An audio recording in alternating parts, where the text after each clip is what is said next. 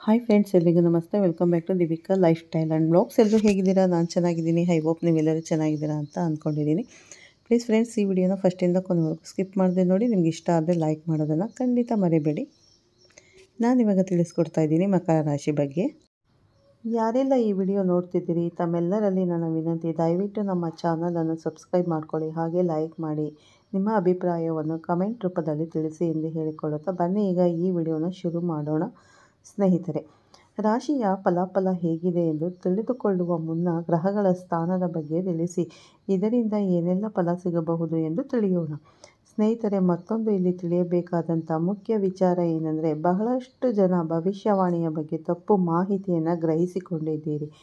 ಕಾರಣ, ಬಹಳಷ್ಟು ಮಂದಿ ರಾಶಿ ಭವಿಷ್ಯ ಕಂಡು ನಮಗೆ ನೀವು ಹೇಳೋದೆಲ್ಲ ಸುಳ್ಳು, ನೀವು ಏನೇ ಹೇಳಿದರೂ ಅದೆಲ್ಲ ನಡೆಯೋದಿಲ್ಲ, ಈ ರೀತಿಯಾದಂಥ ಒಂದು ಕಮೆಂಟ್ಗಳನ್ನು ಬಹಳಷ್ಟು ಸೋಷಿಯಲ್ ಮೀಡಿಯಾಗಳಲ್ಲಿ ಮಾಡಿರುವಂಥದ್ದನ್ನು ನಾವು ನೋಡಿದ್ದೇವೆ, ಹಾಗೆ ಕಂಡಿದ್ದೇವೆ ಕೂಡ. ಸ್ನೇಹಿತರೆ, ನಿಮಗೆ ಈ ವಿಡಿಯೋ ಮೂಲಕ ತಿಳಿಯಪಡಿಸುವುದು ಏನೆಂದರೆ, ರಾಶಿ ಭವಿಷ್ಯ ಎನ್ನುವಂಥದ್ದು ವೈಯಕ್ತಿಕವಾದದ್ದಲ್ಲ, ಇದನ್ನು ಸರಾಸಗಟಾಗಿ ಹೇಳುವಂಥದ್ದು.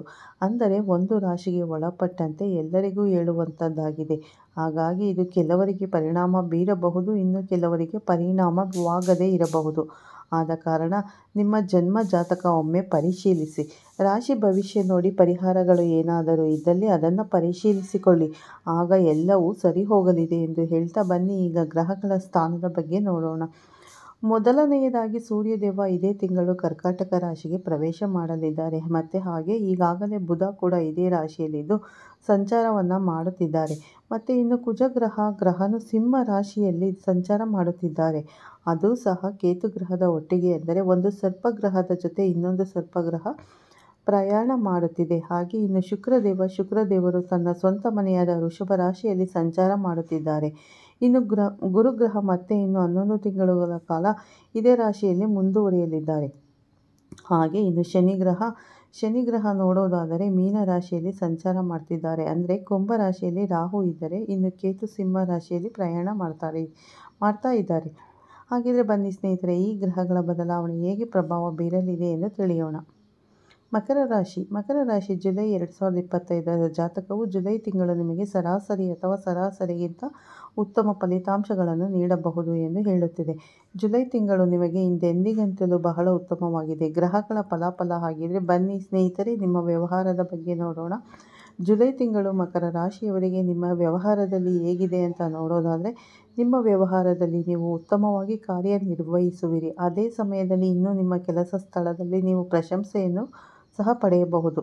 ಆದಾಗ್ಯೂ ವ್ಯಾಪಾರದ ಜವಾಬ್ದಾರಿಯುತ ಗ್ರಹವಾದ ಬುಧವು ಈ ತಿಂಗಳು ಹೆಚ್ಚು ಅನುಕೂಲಕರವಾಗಿಲ್ಲ. ಅದೇ ಸಮಯದಲ್ಲಿ ನಿಮ್ಮ ಕೆಲಸದಲ್ಲಿ ನೀವು ಉತ್ತಮವಾಗಿ ಮಾಡಬಹುದು. ಆದಾಗ್ಯೂ ವ್ಯಾಪಾರದ ಜವಾಬ್ದಾರಿಯುತ ಗ್ರಹವು ಬುಧನು ಈ ತಿಂಗಳು ನಿಮಗೆ ಹೆಚ್ಚು ಅನುಕೂಲಕರವಾಗಿಲ್ಲ. ಆದ್ದರಿಂದ ನೀವು ಬಯಸಿದ ಯಶಸ್ಸಿನ ಮಟ್ಟವನ್ನು ನೀವು ಪಡೆಯದಿರಬಹುದು. ಅಂದರೆ ಯಶಸ್ಸಿನ ಗ್ರಾಫ್ ಸ್ವಲ್ಪ ದುರ್ಬಲವಾಗಿ ಈ ತಿಂಗಳು ನೋಡಬಹುದು. ಅಂದರೆ ಯಾರೆಲ್ಲ ವ್ಯಾಪಾರ ಮಾಡ್ತೀವಿ, ಯಾರೆಲ್ಲ ಬಿಸ್ನೆಸ್ ಮಾಡಬೇಕು ಅಂದ್ಕೊಂಡಿರ್ತೀವಿ, ಈ ತಿಂಗಳು ಸ್ವಲ್ಪ ನಿಮಗೆ ಸಾಮಾನ್ಯಕ್ಕಿಂತ ಒಂದು ಸ್ವಲ್ಪ ನಿಮಗೆ ಕಡಿಮೆ ಅಂತಾನೆ ಹೇಳಬಹುದು ಯಶಸ್ಸು. ಆದರೆ ಕೆಲಸದಲ್ಲಿ ಹೆಚ್ಚಿನ ಮಟ್ಟಿಗೆ ಅನುಕೂಲಕರ ಪರಿಸ್ಥಿತಿಗಳು ಸಾಧ್ಯತೆಗಳಿವೆ. ಇನ್ನು ಜುಲೈ 2025 ಜಾತಕದ ಪ್ರಕಾರ ಇನ್ನು ವಿದ್ಯಾರ್ಥಿಗಳಿಗೆ ಹೇಗಿದೆ ಗುರುಗಳೇ ಅಂದರೆ, ಈ ತಿಂಗಳು ಜುಲೈ ತಿಂಗಳು ಮಕರ ರಾಶಿಯ ವಿದ್ಯಾರ್ಥಿಗಳಿಗೆ ಹೇಗಿದೆ ಅಂತ ಶಿಕ್ಷಣದ ದೃಷ್ಟಿಕೋನದಿಂದ ನೋಡೋದಾದರೆ, ಜುಲೈ ತಿಂಗಳು ಸಾಮಾನ್ಯವಾಗಿ ಸರಾಸರಿಗಿಂತ ಸ್ವಲ್ಪ ದುರ್ಬಲ ಫಲಿತಾಂಶಗಳನ್ನು ನೀಡಬಹುದು. ಆದಾಗ್ಯೂ ಸಂಶೋಧನೆ ಇತ್ಯಾದಿಗಳಲ್ಲಿ ತೊಡಗಿರುವ ವಿದ್ಯಾರ್ಥಿಗಳು ಕೆಲವು ಉತ್ತಮ ಫಲಿತಾಂಶಗಳನ್ನು ಸಹ ಪಡೆಯಬಹುದು. ಸಾಮಾನ್ಯವಾಗಿ ಜುಲೈ ತಿಂಗಳಲ್ಲಿ ನೀವು ಕುಟುಂಬದ ವಿಚಾರಗಳಲ್ಲಿ ನೋಡೋದಾದರೆ ಮಿಶ್ರ ಫಲಿತಾಂಶಗಳನ್ನು ಸಹ ಪಡೆಯುತ್ತಿದ್ದೀರಿ.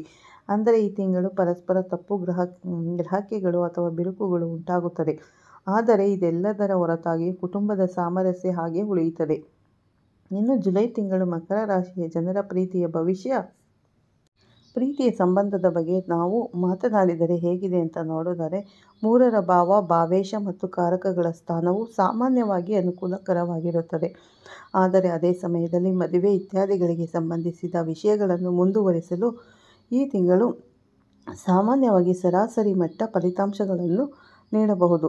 ಇನ್ನು ವೈವಾಹಿಕ ಜೀವನದ ಬಗ್ಗೆ ಮಾತನಾಡುವುದಾದರೆ, 7ನೇ ಮನೆಯಲ್ಲಿ ದುರ್ಬಲ ಗ್ರಹ ಬುಧನ ಉಪಸ್ಥಿತಿಯು ವಾದಗಳಿಗೆ ಕಾರಣವಾಗಬಹುದು. ಇನ್ನು ಹಣಕಾಸಿನ ಬಗ್ಗೆ ವಿಷಯಗಳ ಬಗ್ಗೆ ಮಾತನಾಡುವುದಾದರೆ ಗುರುವು ಸಂಪತ್ತಿನ ಅಂಶವಾಗಿದೆ ಮತ್ತು ಸಂಪತ್ತಿನ ಮನೆಯಲ್ಲಿ ಸಂಪತ್ತಿನ ಗ್ರಹವನ್ನು ನೋಡುವುದು ಅನುಕೂಲಕರವೆಂದು ಪರಿಗಣಿಸಲಾಗಿದೆ. ಜುಲೈ ತಿಂಗಳು 2025 ಜಾತಕದ ಪ್ರಕಾರ ಜುಲೈ ತಿಂಗಳು ಆರೋಗ್ಯದ ದೃಷ್ಟಿಯಿಂದ ಸರಾಸರಿಯಾಗಿ ಉತ್ತಮವಾಗಿ ಇದೆ. ಆರೋಗ್ಯದ ಅಂಶವಾಗಿರುವ ಸೂರ್ಯನು ಈ ತಿಂಗಳು ಮೊದಲ ಭಾಗದಲ್ಲಿ ನಿಮಗೆ ಸಂಪೂರ್ಣವಾಗಿ ಸಹಾಯಕನಾಗಿರುತ್ತಾನೆ. ಆದರೆ ತಿಂಗಳು ಎರಡನೇ ಭಾಗದಲ್ಲಿ ಸೂರ್ಯನು ನಿಮ್ಮನ್ನು ಬೆಂಬಲಿಸುವುದಿಲ್ಲ. ನಿರ್ಲಕ್ಷ್ಯ ಮಾಡಿದರೆ ಸಮಸ್ಯೆಗಳಿಗೆ ನೀವು ಒಳಗಾಗಬಹುದು. ಬಹಳ ಎಚ್ಚರಿಕೆಯಿಂದ ಇರಬೇಕು. ನೀವು ದ್ವಿತೀಯಾರ್ಧದಲ್ಲಿ ಅಂದರೆ ಈ ಜುಲೈ ತಿಂಗಳು 15ನೇ ತಾರೀಕಿನ ನಂತರ ಸೂರ್ಯನು ನಿಮಗೆ ಆರೋಗ್ಯದ ವಿಚಾರದಲ್ಲಿ ನಿಮಗೆ ದುರ್ಬಲಗೊಳ್ಳುತ್ತಾನೆ. ಈ ವಿಚಾರದಲ್ಲಿ ನೀವು ಬಹಳಷ್ಟು ಉತ್ತಮವಾಗಿರುವಂಥದ್ದು ಒಳ್ಳೆಯದು. ಹಾಗಾದರೆ ಪರಿಹಾರವೇನು ಅಂತ ಕೇಳೋದಾದರೆ ಮಂಗಳವಾರ ದೇವಸ್ಥಾನದಲ್ಲಿ ಅಕ್ಕಿ, ಬೆಲ್ಲ ಮತ್ತು ಕಾಳುಗಳನ್ನು ದಾನ ಮಾಡಿ ಮತ್ತು ತಮಗೆ ಒಳ್ಳೆಯದೇ ಆಗುತ್ತೆ. ನೋಡೋದಲ್ಲ ಮಕರ ರಾಶಿಯವರ ಜುಲೈ ಭವಿಷ್ಯ ಹೇಗಿದೆ, ಹಣಕಾಸಿನ ವಿಷಯದಲ್ಲಿ ಆಗಿರ್ಬೋದು ಮತ್ತು ಮಕ್ಕಳ ವಿದ್ಯಾಭ್ಯಾಸದಲ್ಲಾಗಿರ್ಬೋದು ಯಾವ ರೀತಿ ಇದೆ ಅನ್ನೋದನ್ನು ನಾನು ಪೂರ್ತಿಯಾಗಿ ತಿಳಿಸಿಕೊಟ್ಟಿದ್ದೇನೆ. ಮತ್ತು ಯಾವ ಪರಿಹಾರವನ್ನು ಮಾಡಬೇಕು ಅನ್ನೋದನ್ನು ಕೂಡ ನಾನು ಇಲ್ಲಿ ತಿಳಿಸಿಕೊಟ್ಟಿದ್ದೇನೆ. ಪ್ಲೀಸ್ ಈ ವಿಡಿಯೋನ ಫಸ್ಟಿಂದ ಕೊನೆವರೆಗೂ ಸ್ಕಿಪ್ ಮಾಡದೆ ನೋಡಿ. ನಿಮ್ಗೆ ಇಷ್ಟ ಆದರೆ ಓಂ ಶನಿದೇವಾಯ ನಮಃ ಅಂತ ಒಂದು ಕಮೆಂಟ್ ಮಾಡೋದನ್ನು ಕೂಡ ಖಂಡಿತ ಮರಿಬೇಡಿ ಸ್ನೇಹಿತರೆ. ಪ್ಲೀಸ್ ಹೊಸದಾಗಿ ನೋಡ್ತಾ ಇರೋರು ನನ್ನ ಚಾನಲ್ಗೆ ಸಬ್ಸ್ಕ್ರೈಬ್ ಮಾಡ್ಕೊಳ್ಳಿ. ಪಕ್ಕದಲ್ಲಿರೋ ಬೆಲ್ ಐಕನನ್ನು ಪ್ರೆಸ್ ಮಾಡಿ.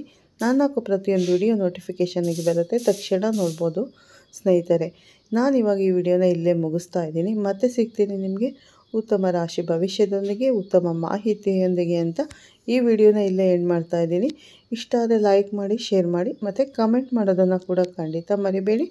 ಮತ್ತೆ ಸಿಗೋಣ ಉತ್ತಮ ಭವಿಷ್ಯದ ಮಾಹಿತಿಯೊಂದಿಗೆ. ಅಲ್ಲಿವರೆಗೂ ನಿಮ್ಮೆಲ್ಲರಿಗೂ ಬಾಯ್, ಟೇಕ್ ಕೇರ್ ಅಂತ ಹೇಳ್ತಾ ಇದ್ದೀನಿ. ಓಕೆ, ಟೇಕ್ ಕೇರ್, ಬಾಯ್ ಸ್ನೇಹಿತರೆ.